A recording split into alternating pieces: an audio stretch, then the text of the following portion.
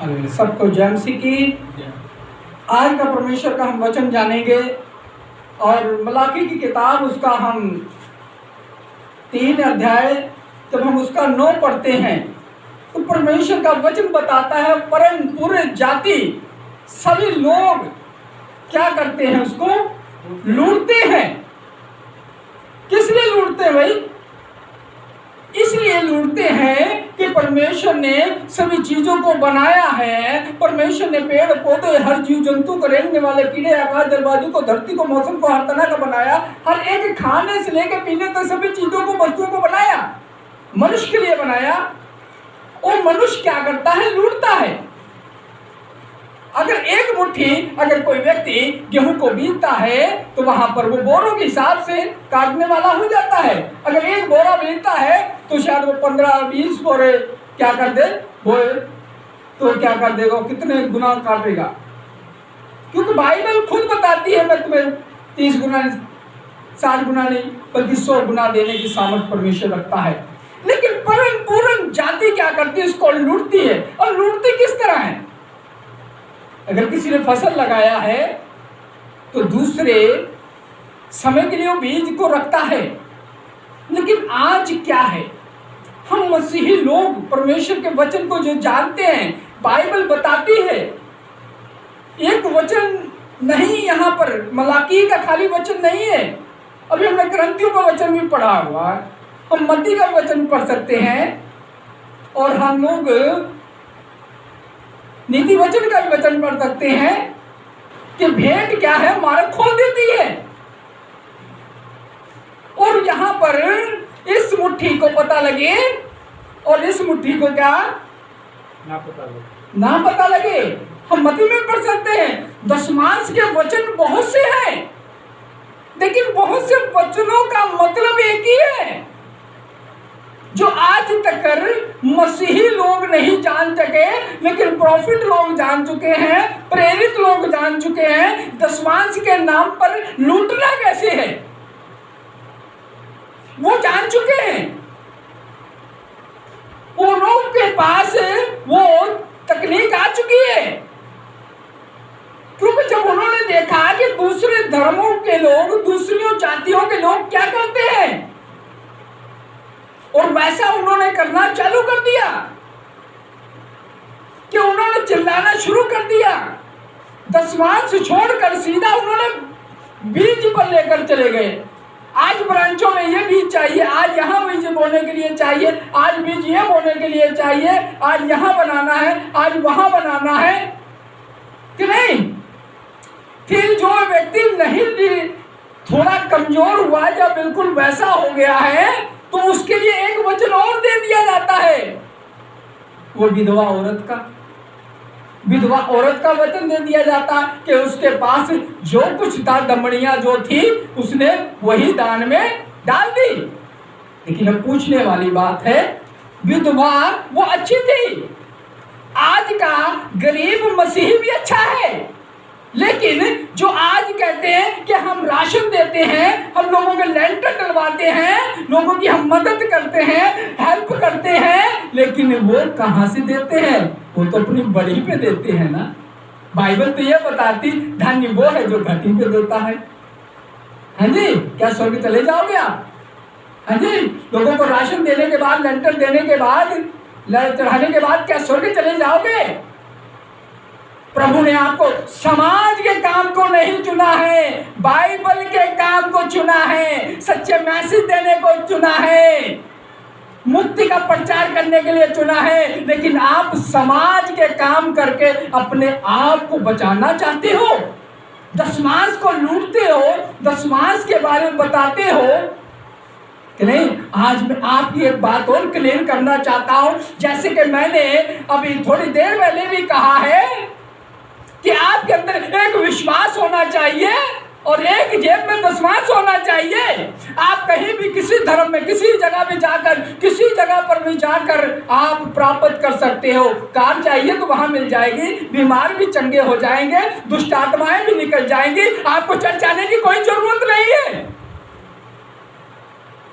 आपको सब कुछ लुटाने की जरूरत नहीं है। आप जिस धर्म में हो, जिस आस्था को मानते हो, उसी को, लेकिन यीशु के पास आना है तो मुक्ति के लिए आओ। ये प्रॉफिट लोग, ये प्रेरित लोग आपको गुमराह कर रहे हैं। यीशु मुक्ति के लिए राजकुमार है। यीशु मुक्ति का राजकुमार है। यीशु मुक्ति का राजकुमार है। यीशु ने हमारे लिए कोड़े खाए, लहू बहाया, कतरा कतरा कांटों का ताज पहना। ये लोग तो खुद भीड़ में चलते हैं, ये लोग तो खुद लोगों से डरते हैं, ये लोग तो खुद बॉडीगार्ड रखते हैं, ये लोग तो खुद डरते हैं। ये राशन देकर, लेंटर डलवाकर सामाजिक काम क्या इनसे ज्यादा दूसरे लोग नहीं करते हैं? दूसरे धर्मों के लोग नहीं करते हैं। इससे मुक्ति का क्या मतलब भाई? आपको मुक्ति मिल जाएगी, छुटकारा मिल जाएगा। आपको वचन डराया जाता है कि वो जी वचन में डराया जाता है कि उस औरत को देखो कि नहीं, उसके पास 2 दमड़ियां थी, उसने दे दी। अरे तुम्हारे पास तो करोड़ों रुपए के चर्च है, तुम भी तो दे दो, बेच दो, कोई जरूरत नहीं। परमेश्वर वहां पर रहता ही नहीं है। दे दो, दान कर दो, सेवा करो। आप इस औरत की तरह दमड़ियां दो, दान दे दो, जो भी कुछ है। लेकिन आप तो लेने वाले हो, यीशु मसीह के नाम पे लूटने वाले हो, लोगों को वचन से गुमराह कर रहे हो। यीशु मसीह मुक्ति का राजकुमार है। मलाकी की किताब पढ़ाई जाती है कि सभी दशमांश लेकर आओ, वरन पूरी जाति मुझे लूटती है, वरना मुझे परख कर देखो। परमेश्वर का वचन तो सत्य कहता है, लेकिन पूरी जाति भी ऐसा करती है, लूटती भी है और पूरी जाति आज तरक्की भी करती है। आप कहते हो चर्च जाने से तरक्की हो गई है, मेरे पास कार नहीं थी, कार मिल गई। क्या जो चर्च नहीं आते उनके पास कार नहीं है? हाँ जी, आज अंबानी चर्च में नहीं आता है, सबसे ज्यादा पैसे वाला है। टाटा चर्च में नहीं आता, सबसे ज्यादा पैसे वाला है। हाँ जी, तो आज कितने यहाँ पर डेरे हैं, सब कुछ है, जो अच्छी बातें सिखाते हैं। कारण क्या है? यीशु मसीह का जान देना और कोड़े खाना किस लिए था? किस लिए था यीशु मसीह का कोड़े खाना? कि हम सर्वदा का जीवन पाए। इसलिए नहीं था कि हम अरे लोग दशमांश के नाम पर लूटते जाएं और बड़े बड़े चर्च बनाते जाएं और फिर लोगों को सामाजिक काम करने के लिए दिखाएं कि हम बहुत अच्छा करते हैं। अरे तुमसे अच्छे तो बहुत करते हैं, तुमसे अच्छी तो मदर टेरेसा करती थी कि नहीं? लुधियाने का भाई बिल्टू भी करता है, तुमसे अच्छा अनमोल भी करता है। और मैं पता नहीं कितने लोग समाज सेवी के लोग नाम गिना दूं जो समाज के काम करते हैं, तुमसे अच्छे करते हैं। और आप लूट कर यीशु मसीह के नाम पर कहते हो लोगों के लेंटर डलवा रहे हैं, हम राशन देते हैं। लालच देते हो, आप लालच देते हो यीशु मसीह के नाम पर, क्योंकि यीशु मसीह ने कहा मैंने सेध में दिया है और तुम भी सेध में दो। लेकिन आप दशमांश के नाम पे लूटते हो, वचनों को तोड़ मरोड़ के लोगों के सामने पेश करते हो।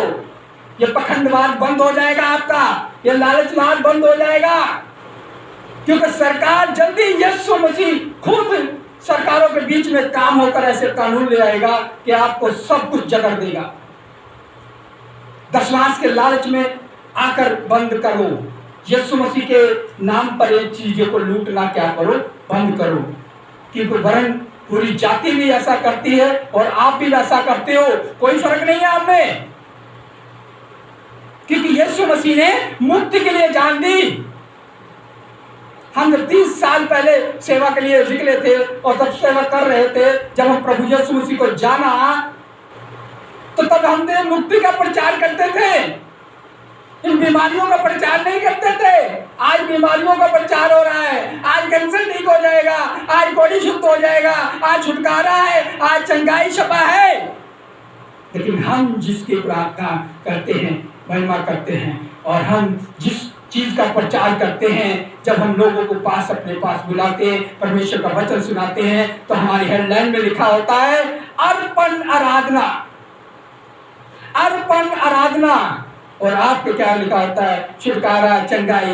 अरे क्या है ये पखंडवाद आपने शुरू कर रखा है? यीशु का प्रचार करो, इस बाइबल का प्रचार करो। कि नहीं? आप तो राशन का प्रचार करो, लालच का प्रचार करो। आपके बच्चे क्या कर रहे हैं? लोग झूठ मूठ कमा रहे हैं आपके नाम पर, आपकी फॉलोअर बना रहे हैं। अरे आपसे अच्छे तो बड़े बड़े बाबा हैं जिनका नाम नहीं लेना चाहता हूँ, जिनसे कोई मेरा मतलब नहीं है, जो जेलों में पड़े हुए हैं, कुछ जेलों से बाहर भी आ रहे हैं। तो क्या उनके पास चंगाई नहीं है? उनके पास छुटकारा नहीं है? उनके पास लोग अमीर नहीं बनते हैं? ये कौन सी बड़ी बात करते हो आप? बड़ी बात वो दिन होगी जब यीशु मसीह के नाम पर रेल पे लोगों को बचाना शुरू कर दोगे, दशमांश के नाम में लूटना बंद कर दोगे। आज इस ब्रांचों में इतना पैसा चाहिए, आज उस ब्रांचों में ऐसा इतना पैसा चाहिए, यीशु मसीह के नाम से लूट रहे हो। आपका क्रेडिट कार्ड बन जाएगा, आपका एंट्री कार्ड बन जाएगा, हैं? किस कार्डों के नाम पर आप पता नहीं कितने कितने नाम पर पैसा लूट रहे हो। ये बंद कर दो। ये दशमांश की किताबें जो वचन का इसको तोड़ मरोड़ कर ना पेश करो लोगों के आगे। समझ जाओ, क्योंकि परमेश्वर का क्रोध बहुत तेजी से आने वाला है। आप सोचते हैं संसार दूसरा ये हो जाएगा वो हो जाएगा, नहीं, ईसाई लोगों के साथ होगा जो भी होगा, ये फेक क्रिश्चियनों के साथ होगा। और आप समझ जाओ, परमेश्वर का वचन यही कहता है।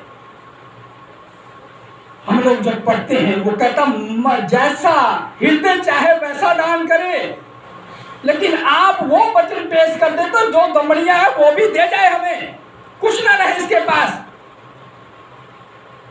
उस विधवा वचन का। लेकिन बाइबल का यह भी वचन पढ़ो कि जैसा उसने मन में ठारा वैसा ही दान करे, कुड़कुड़ाए मत। लेकिन आप खुद कुड़कुड़ाने लगते हो कि यार वो दमड़ी वाला वचन दे जाए, हैं? क्या हम लोग कर रहे हैं कि नहीं? किसी के पास एक मुट्ठी आटा बचा है तो हम जबरदस्ती ले जाएं, हैं? वो मुट्ठी आटा क्यों लिया था? उस मुट्ठी आटे की रोटी क्यों बनाई थी? उस वक्त अकाल था। आज कोई अकाल नहीं है, आज कोई महामारी नहीं है। क्यों यीशु मसीह के नाम पर लूट रहे हो आप? वचनों को समझो। जो घटनाएं उस समय हुई उस हिसाब से परमेश्वर का वचन था, आज के हिसाब से नहीं था। क्योंकि जब वहां पर पास्टर परमेश्वर का दास वहां पर गया तो उस औरत के पास क्या एक मुट्ठी आटा था जो अपने बेटे को रोटी बनाकर खानी थी। लेकिन वहां पर यह भी तो लिखा है कि अकाल का दिनों का था। हाँ जी, आज आप अकाल का दिन होता नहीं है, लेकिन आप उसके पीपे का आटा वो भी खींचने जा रहे हो। और एक क्या हजारों के पीपे का आटा खींचने के बाद आप हजारों का खींचा तो 10 आदमियों को फोटो खिंचाकर नेट में डालकर कहते हो कि हम समाज के काम कर रहे हो। अरे समाज के काम करने हैं तो आप बाइबल को छोड़ दो भाई जी। समाज के काम करने हैं तो यीशु के बाइबल को छोड़ दो, करो समाज के काम। अगर यीशु के काम करने हैं, ये यीशु जैसा चलना है तो यीशु जैसे चलो। अब कहोगे यीशु तो भूत भगाता था, यीशु तो शैतान भगाता था, हम यीशु का काम करते हैं कि नहीं? लेकिन यीशु तुम्हारी तरह लूटता नहीं था। वो लोगों से कहता था जाओ आज के बाद पाप मत करना। आप तो पक्का कार्ड बना देते हो, यहीं पे आओ, हमारी ब्रांच पे आओ। अगर आपके अंदर हिम्मत है, आपके अंदर पवित्र आत्मा है, तो यूपी में क्या हो रहा है? लोगों को चर्च बंद कराए जा रहे हैं, लोगों को सताया जा रहा है। तुम्हारे अंदर पवित्र आत्मा है तो वहां काम करके दिखाओ, हैं? छत्तीसगढ़ में काम करके दिखाओ, चाइना में जाकर काम करके दिखाओ, हैं? तुम तो वही गुरदासपुर में पहले चर्च था, फिर चर्च बन गया, हैं? पठानकोट में दूसरे का चर्च था, फिर बन गया। जलंधर में फिर चर्च था, फिर चर्च बन गया। क्या पखंडवाद आपने शुरू कर रखा है? आपको परमेश्वर, सरकारें तो बैन लगाएंगी, लेकिन परमेश्वर भी आपके जीवनों में हर जगह पे बैन लगाने के लिए जा रहा है। परमेश्वर का क्रोध भड़क चुका है आपके अंदर, नहीं? आपके अंदर भड़क चुका है? नहीं, परमेश्वर के लोगों के अंदर भड़क चुका है। आपका अब बचना कोई नहीं बचाएगा आपको, ना सरकारें बचाएंगी, ना आपकी औरतें बचाएंगी, जो पार्टियां बनाई वो भी नहीं आपको बचाएंगी, क्योंकि वो भी आपने ही बनाई है। वो सच्चाई का भेद नहीं खोलने वाली है। दशमांश के नाम पर लूटना बंद करो और बंदे के पुत्र बन जाओ, यीशु का प्रचार करो, कि नहीं? समझ जाओ ईसाइयों, क़यामत आने वाली है। समझ जाओ ईसाइयों, क़यामत आने वाली है कि नहीं। अब हर एक पे कोड़ा चलेगा, समझ जाओ। बार बार कह रहा हूं, समझ जाओ। परमेश्वर का आत्मा कह रहा है, समझ जाओ।